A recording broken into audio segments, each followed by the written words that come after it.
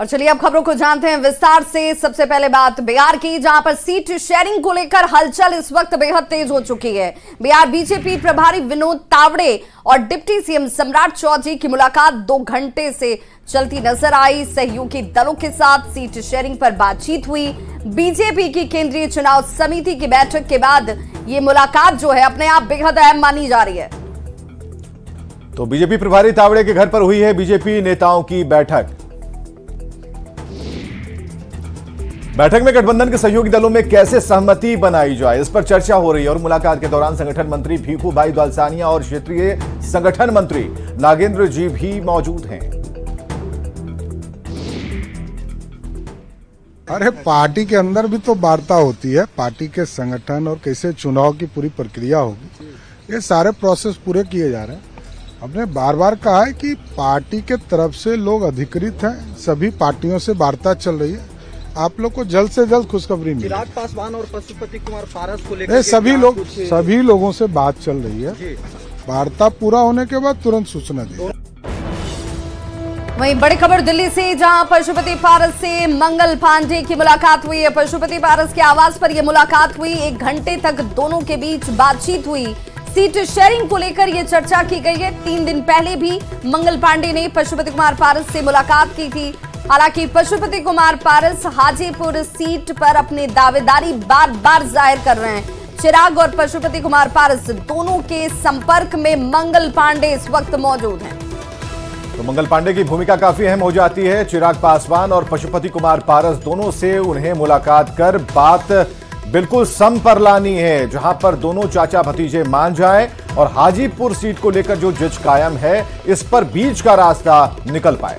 बिल्कुल। और संवाददाता अमितेश हमारे साथ इस वक्त ज्यादा जानकारी के साथ जुड़ गए। अमितेश, जरा ये बताइए कि ये बातचीत आंकड़ों के तौर पर, संख्या के तौर पर कब तक दिखेगी धरातल पर? देखिए, अगला 2 दिन काफी महत्वपूर्ण होने वाला है। इसका संकेत कल सीईसी की बैठक के बाद बीजेपी नेताओं की तरफ से दिया भी गया था और उसी प्रक्रिया में आज सुबह से ही मंथन जारी है। जो बिहार बीजेपी के नेता जो थे, डिप्टी सीएम सम्राट चौधरी, मंगल पांडे और सह प्रभारी के साथ में बैठक हुई विनोद तावड़े के आवास पर। उसके बाद मंगल पांडे वहां से निकले। लगभग 2.5 घंटे बैठक चली थी। उसके बाद मंगल पांडे आए और सीधे पशुपति पारस के आवास पहुंचे हैं। वहां लगभग 1 घंटे तक बातचीत हुई है। मंगल पांडे और पशुपति पारस के बीच में बंद कमरे में ये बातचीत चली है। तो वहां दूसरा कोई नहीं था। मंगल पांडे पशुपति पारस के बीच में बातचीत हुई है और मंगल पांडे ही बात कर रहे हैं पशुपति पारस से। दूसरी बैठक है उनकी पिछले 3 दिनों के भीतर अगर देखा जाए तो निश्चित रूप से ऑन बोर्ड सबको लाने की कोशिश की जा रही है। और बीजेपी की तरफ से जो हमारे सूत्र बता रहे हैं, ये तर्क दिया जा रहा है, कहा जा रहा है कि नीतीश कुमार के आने के बाद सबको सीटों में कॉम्प्रोमाइज करना होगा, क्योंकि सभी लोग ज्यादा सीटें मांग रहे हैं। पशुपति पारस भी 4 सीटों पर अपना सिटिंग गेटिंग के तहत दावा कर रहे हैं। हाजीपुर सीट पर भी उनका दावा है। तो बीच का रास्ता निकालने की कोशिश है। सबको कहा जा रहा है कि आपको कॉम्प्रोमाइज करना होगा। बीजेपी जो सूत्र बता रहे हैं उसके मुताबिक देखना है कब तक बात बनती है, लेकिन वार्ता का दौर अगले 1-2 दिनों तक काफी तेज होने वाला है, इसी तरह से जारी रहने वाला है। बहुत बहुत शुक्रिया अमितेश इस जानकारी के लिए। तो लगातार मंगल पांडे जो है वो बातचीत कर रहे हैं। मंगलवार को हरियाणा की राजनीति में बड़ा सियासी भूचाल देखने को मिला। करीब 4 साल से चला आ रहा बीजेपी जजपा गठबंधन आज टूट की कगार पर खड़ा है। माना जा रहा है कि बीजेपी निर्दलीय विधायकों के समर्थन से एक बार फिर नए सिरे से सरकार का गठन कर सकती है। सीएम मनोहर लाल खट्टर ने मुख्यमंत्री पद से इस्तीफा दिया। वहीं मनोहर लाल खट्टर के करीबी नायब सिंह सैनी हरियाणा के नए सीएम बन सकते हैं। मनोहर लाल खट्टर के करीबी हैं नायब सिंह सैनी, और सैनी बीजेपी के हरियाणा बीजेपी के प्रदेश अध्यक्ष हैं। ओबीसी समुदाय से आने वाले बीजेपी के प्रमुख नेता हैं।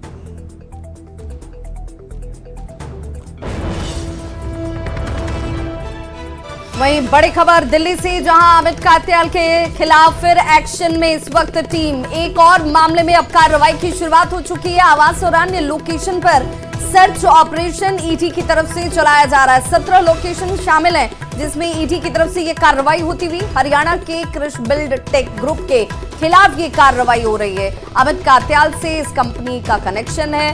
कंपनी के फंड को विदेश में भेजने का आरोप है और अमित कात्याल के पिछले साल ही गिरफ्तारी हुई है।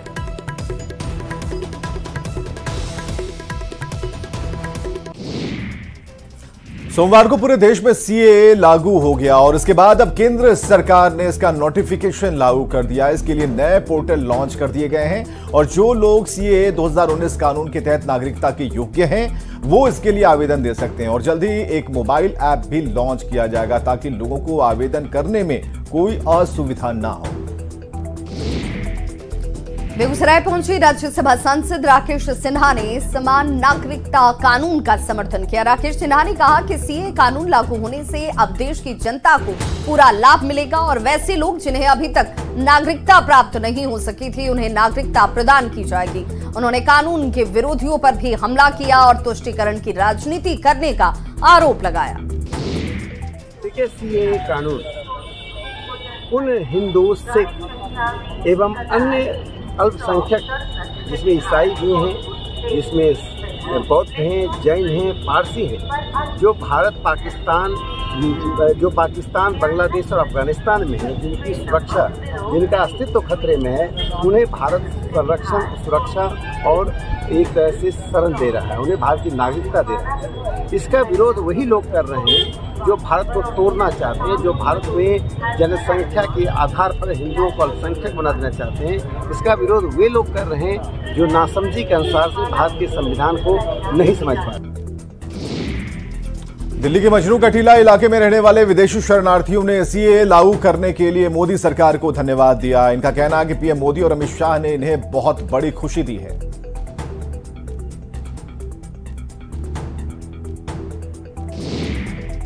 मोदी जी ने और ये जो बीजेपी के अमित शाह, बीजेपी की जो टीम है जिसने यह काम किया उसको बधाई है। वहीं बड़ी खबर रांची से इस वक्त सूत्रों के हवाले से ये बड़ी खबर आ रही है। बीजेपी लोकसभा उम्मीदवारों के नामों की आज घोषणा हो सकती है। बीजेपी अपने उम्मीदवारों की दूसरी लिस्ट जारी कर सकती है। ये बड़ी खबर इस वक्त झारखंड के 14 लोकसभा में से 11 सीटों की पहले ही लिस्ट में घोषणा की जा चुकी है। 3 सीटें शेष बची हुई हैं। धनबाद चतरा सीट को लेकर आज उम्मीदवार का ऐलान संभव माना जा रहा है। ये सूत्रों के हवाले से बड़ी खबर इस वक्त सामने आती हुई, जिसमें धनबाद चतरा सीट के नाम पर कौन उम्मीदवार होंगे इसकी घोषणा संभवतः हो सकती है। और रांची से बड़ी खबर जो आ सकती है, कांग्रेस की दूसरी लिस्ट जारी हो सकती है आज। और कांग्रेस की दूसरी लिस्ट के बारे में खबर आ रही है कि आज ये लिस्ट जारी हो सकती है। 6 राज्य की 63 सीट पर चर्चा हुई है। लगभग 40 नाम पर सहमति बनी है। आज से 10 नई वंदे भारत ट्रेन का परिचालन शुरू हो गया है, जिसमें पीएम मोदी ने एक साथ 10 नए वंदे भारत ट्रेन को हरी झंडी दिखाई। पटना लखनऊ वंदे भारत ट्रेन, पटना न्यू जलपाईगुड़ी वंदे भारत का शुभारंभ किया गया। पीएम मोदी ने रांची वाराणसी वंदे भारत ट्रेन को हरी झंडी दिखाई है। इसके साथ ही उत्तर रेलवे को पीएम मोदी ने 85,000 करोड़ की परियोजनाओं की सौगात दी। इसमें बिहार भी शामिल है। आरा, मुजफ्फरपुर, नरकटियागंज में वॉशिंग पिट लाइन, नरकटियागंज में कोचिंग कॉम्प्लेक्स, 4 गति शक्ति मल्टी मॉडल कार्गो टर्मिनल की सौगात मिली है। इसके साथ पीएम मोदी ने 68 one station one product stall का लोकार्पण किया। सीएम नीतीश कुमार को धमकी देने वाले शख्स को गिरफ्तार कर लिया गया है। पटना पुलिस ने आरोपी विशेष चतुर्वेदी को गिरफ्तार कर लिया है। आरोपी विशेष चतुर्वेदी एनटीपीसी बाढ़ का रहने वाला है। कोतवाली थाने की पुलिस ने बड़ी कार्रवाई करते हुए इस शख्स को धर दबोचा। और विशेष चतुर्वेदी दिल्ली में जॉब करता था। दिल्ली में उसके दोस्त सीएम के दिए बयान पर उसे लगातार चिढ़ाते थे। उसके बाद वो फ्रस्ट्रेशन में आया और सोशल मीडिया प्लेटफॉर्म पर सीएम को गोली मारने की धमकी दी। आरोपी ने अपनी गलती स्वीकार कर ली है। पुलिस उसे कोर्ट में पेश करने की तैयारी में है। वहीं रांची से बड़ी खबर, जिसमें विधायक अंबा प्रसाद पर ईडी ने शिकंजा कसा है। बड़कागांव विधायक अंबा प्रसाद, जिनके घर पर ईडी की तरफ से इस वक्त छापेमारी की कार्रवाई की शुरुआत हो चुकी है। लगभग 5 घंटे से झारखंड के 17 लोकेशंस हैं जहां पर यह सर्च ऑपरेशन इस वक्त चलाया जा रहा है। रांची और हजारीबाग स्थित अंबा प्रसाद के आवास पर छापेमारी चल रही है। अंबा प्रसाद के आवास पर ईडी की टीम ने दबिश दी। अंबा के रिश्तेदारों के घर पर भी सर्च ऑपरेशन चलाया जा रहा है। अवैध खनन मामले में ईडी की तरफ से ये बड़ी कार्रवाई इस वक्त चलती हुई, साथ ही मनी लॉन्ड्रिंग मामले में ईडी की टीम ने एक्शन लिया है। हजारीबाग से बड़ी खबर है। अंबा प्रसाद की मां भावुक हो गई। मां निर्मला देवी भावुक हुई हैं। मीडिया के सामने वो भावुक दिखी। पूर्व विधायक है निर्मला देवी और ईडी की कार्रवाई को लेकर वे काफी भावुक नजर आई। राजनीति में परिवार बर्बाद हुआ, राजनीति मुझे पसंद नहीं, ये कहना है निर्मला देवी का। व्यक्तिगत तौर पर राजनीति उन्हें पसंद नहीं है। वहीं कांग्रेस विधायक अंबा प्रसाद के आवास पर ईडी की छापेमारी को कांग्रेस प्रदेश महासचिव ने बीजेपी की हार का संकेत बताया है। राकेश सिन्हा ने कहा कि अंबा प्रसाद एक जुझारू विधायक हैं और उनके नाम की चर्चा हजारीबाग लोकसभा क्षेत्र में चल रही है। उन्होंने आगे कहा कि ईडी की कार्रवाई कोई नई बात नहीं है, देश में यही हो रहा है। कोई नई बात तो है नहीं, क्योंकि अंबा एक जुझारू विधायक है कांग्रेस पार्टी की। लोकसभा का चुनाव सर पे है, किसी भी दिन रणभेदी बिगुल बज सकता है। तो भाजपा को यह भय और डर तो है कि हजारीबाग सीट हम हारेंगे। तो चूंकि ये लगातार बड़कागांव से कांग्रेस की विधायक अंबा प्रसाद के 17 ठिकानों पर ईडी की रेड चल रही है। छापेमारी के दौरान अंबा प्रसाद की मां निर्मला देवी को भी तैनात पुलिसकर्मी ने घर में जाने से रोक दिया। आपको बताएं कि फिलहाल कांग्रेस विधायक अंबा प्रसाद रांची में हैं। वहीं बड़ी खबर रांची से, जहां सीओ शशि भूषण के घर ईडी की टीम जो पहुंची हुई और छापेमारी करती हुई शशि भूषण के खिलाफ ईडी की कार्रवाई। इस वक्त सीओ शशि भूषण के पास से कैश बरामद किए गए। 20 लाख रुपए कैश के बरामद होने की खबर इस वक्त सामने आ रही है। और आपको जानकारी दें कि हजारीबाग जिले के बड़ा बाजार में स्थित सरकारी जमीन की घेराबंदी का मामला है। पिछले कुछ महीनों पहले ही ये मामला आया था। उस जमीन की घेराबंदी रातों रात कर दी गई थी। मामला काफी प्रमुखता से उछला और उस वक्त इलाके के अंचलाधिकारी शशि भूषण सिंह थे और आज उनके ठिकानों पर ईडी ने तपिश दी। आशंका ये भी जाहिर की जा रही है कि इसी मामले में ईडी के अधिकारी योगेंद्र साव और अंबा प्रसाद के साथ शशि भूषण सिंह के भी ठिकानों पर छापेमारी कर रही है। ईडी को आशंका है कि न सिर्फ इस जमीन में बल्कि और भी कई जमीन के कब्जे की साजिश इन लोगों ने मिलकर रची थी। दुमका से बड़ी खबर, जेल में छापेमारी की खबर है। सेंट्रल जेल में पुलिस ने रेड डाली है। सभी बैरकों का निरीक्षण किया गया। जेल में छापेमारी अभियान चला है।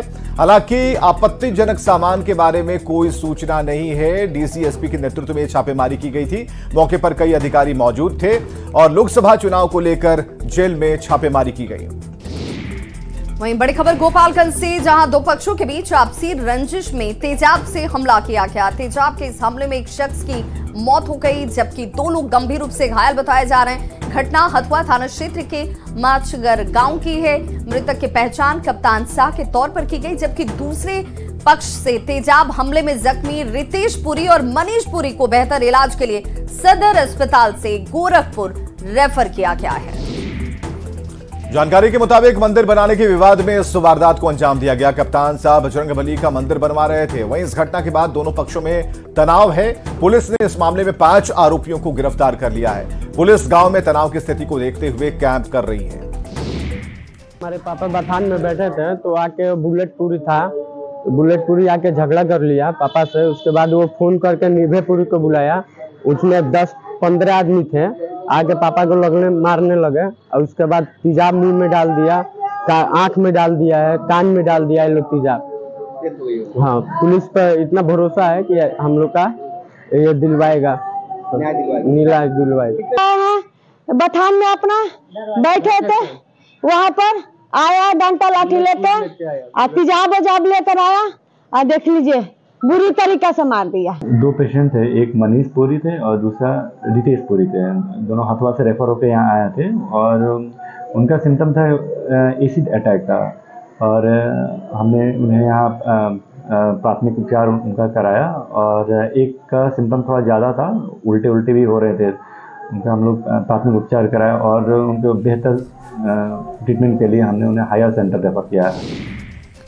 बेगूसराय के मुफस्सिल थाना क्षेत्र में बारात देखने गए कि युवक को आरोपियों ने गोली मारकर गंभीर रूप से घायल कर दिया। युवक को घायल अवस्था में इलाज के लिए सदर अस्पताल में भर्ती कराया गया है। घायल के परिजनों के मुताबिक युवक ट्रक ड्राइवर है और वो बारात देखने के लिए गया हुआ था और तभी आरोपियों ने इसे जानबूझकर गोली मार दी, जिसके बाद मौके पर अफरा तफरी मच गई। फिलहाल पुलिस इस मामले की जांच में जुटी है। गोपालगंज में सोशल मीडिया पर हथियार के साथ रील बनाकर दहशत फैलाने के आरोप में कुख्यात अपराधी शाहरुख अंसारी को गिरफ्तार कर लिया गया। कुख्यात अपराधी की गिरफ्तारी भोरे थाना क्षेत्र के लामी चौर के पास हुई। गिरफ्तार अपराधी के पास एक देसी कट्टा, 2 जिंदा कारतूस बरामद किए गए हैं। शाहरुख अंसारी पहले भी 2 बार जेल जा चुका है।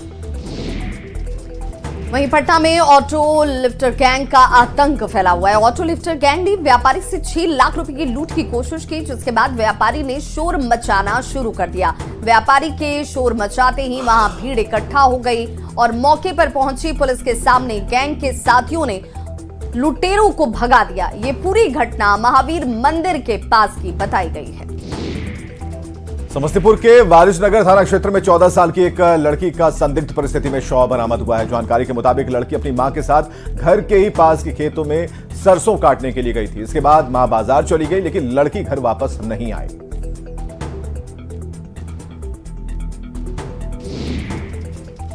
तो लड़की की काफी खोजबीन की गई, लेकिन लड़की नहीं मिली और सुबह खेत के पास से लड़की के शव को बरामद किया गया। आशंका ये जाहिर की जा रही है कि पहले के विवाद की वजह से लड़की की हत्या कर शव को खेत में फेंक दिया गया होगा।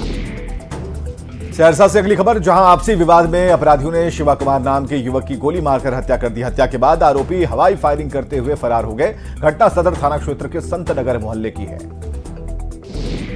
सूचना मिलती ही पुलिस घटनास्थल पर पहुंचकर तफ्तीश में जुट गई। हत्या और आरोपी कारी यादव 3-4 लोग पर इस हत्या का पूरा आरोप जो है वो लगा है और फिलहाल पुलिस इसमें आरोपी शख्स की गिरफ्तारी के लिए छापेमारी की कार्रवाई में जुटी है। क्या घटना घटी है सर? रात में लड़ाई पीट हुआ, ठीक है सर। वही मामला अभी सुबह में बकवास हुआ। बकवास बात दोनों में हाथापाई होने लगा सर। हाथापाई जैसे हुआ ना सर, उसी में धकला धकली हुआ तो हम लोग धकल रहे थे सर। जैसे धकले ने निकाला, पिस्टल निकाला, कॉक किया सर, सीधे मार दिया गोली सर। के पास एक शिवा कुमार व्यक्ति है जो अपनी चाय की दुकान पर था, तो उसी मोहल्ला के कारी यादव और अन्य 2-3 लोग के द्वारा वहाँ आकर उसे गोली मार दी गई। इलाज में बुलाया गया सर स्वराज अस्पताल में। घटना का कारण सर कुछ कल जागरण था, उसी में कुछ आपस में विवाद हुआ था, उसी बात को लेकर। तो इस बुलेटिन में बस इतना ही, लेकिन न्यूज़ 18 बिहार झारखंड पर खबरों का सिलसिला लगातार जारी है।